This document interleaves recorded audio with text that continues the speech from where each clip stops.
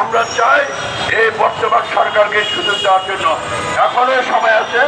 আপনারা কোনো তাল বাড়া না করে সমস্ত কিছু মেনে নিন। কারণ মানুষ দেখছেন মানুষ কিভাবে ফুটে উঠেছে, ফুসে উঠেছে। মানুষের যে আকাঙ্ক্ষা নির্বাচনের কোনো ব্যবস্থা নাই। আমাদের নেতা ইলিয়াস আলী ভাই সহ, হিরু ভাই সহ 5 থেকে 700 নেতা কর্মীকে গুম করা হয়েছে। আমরা যারা বিএনপি করি, আমরা কিন্তু বাংলাদেশ থেকে পালিয়ে যাইনি। আমরা আমাদের অবস্থানে ছিলাম। আমরা আমাদের কোর্ট কাছে শুরু করে 300-350 মামলা নিয়ে সবাই আমরা মাঠে ছিলাম। আমরা পিছপা হইনি। আমরা ফ্যাসিবাদের বিরুদ্ধে আন্দোলন সংগ্রাম করেছি। তাই বাধ্য হয়েছে এই ফ্যাসিবাদ ছাত্র জনতা, রিক্সাওয়ালা, শ্রমিক থেকে শুরু করে সবাই আন্দোলনের মাধ্যমে ফ্যাসিবাদ বাংলাদেশ থেকে বিতাড়িত হয়েছে। আমরা চেয়েছিলাম এই সরকার ক্ষমতায় এসে তারা নির্বাচনে রোডম্যাপ দিবে, কিন্তু আমরা কি দেখতে পাচ্ছি, তার বাহানা শুরু করেছে নির্বাচন নিয়ে। জানুয়ারি মাসে আমরা বলে দিতে চাই, অবিলম্বে নির্বাচনের তারিখ ঘোষণা করুন। আর না হয় নির্বাচন ছাড়া শেখ হাসিনা কোনো রাষ্ট্রীয় ক্ষমতায় বিনা বসেছিল।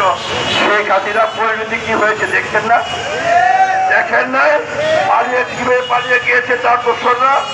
আপনাদের অবস্থা চারটে বেশি করুন, কারণ বিএনপি করে দেশের মাটি ও মানুষের দল। বিএনপি সারা বাংলাদেশের মানুষের মনে জয় করে রেখেছে। আমরা কিছু রাজনীতি করি রে ভাই, আমরা কোনো মানুষের পালস বুঝি, মানুষ কি বলতে চায়, মানুষ কি শুনতে চায়।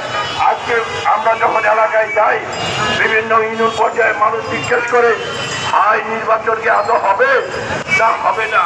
আজকে তারই নমুনা আমরা দেখতে পাচ্ছি। এই ইশাককে দিয়ে একজন জনপ্রতিনিধি, তাকে আজকে কার্পণ্য করছে এক ইশাক মেয়র। একটা মেয়র শপথ দিলে কি আপনার সব শেষ হয়ে যাবে? আজকে আপনারা তাকে শপথ দিচ্ছে না। তার মানে কি আমরা বুঝতে পারছি আগামী যে নির্বাচন কোন রকম সুস্থ হবে না। আর নির্বাচন যদি হয়, আপনারা আবারও তাল বাহানো শুরু করবেন নির্বাচনের শপথ দেওয়ার জন্য। সেই জন্য আমাদের স্পষ্ট দাবি, এই দুজন উপদেষ্টা পদত্যাগ করতে হবে। আর ইশরাকের অবিলম্বে আজকের মধ্যে ইশরাকের শপথ গ্রহণ করতে হবে।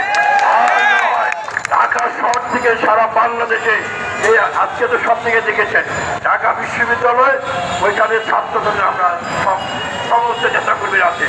আজকে সারা ঢাকা শহরে বিএনপির নেতাকর্মীরা সারা বাংলাদেশে বিভিন্ন প্রয়োজন বোধে আমাদের নেতা ভারপ্রাপ্ত চেয়ারম্যান তারেক রহমান যদি নির্দেশ দেয়, বাংলাদেশকে প্রয়োজন বোধে আমরা অচল করে দেব।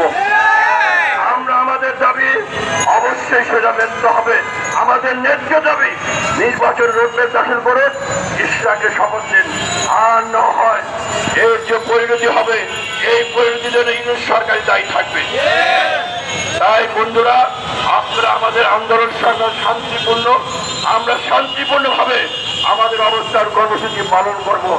আমরা চাই এই বর্তমান সরকারকে সুযোগ দেওয়ার জন্য এখনো সময় আছে। আপনারা কোনো তাল বাড়া না করে সমস্ত কিছু মেনে নিন। কারণ মানুষ দেখছেন মানুষ কিভাবে ফুটে উঠেছে, ফুসে উঠেছে। মানুষের যে আকাঙ্ক্ষা নির্বাচনের কোনো ব্যবস্থা নাই।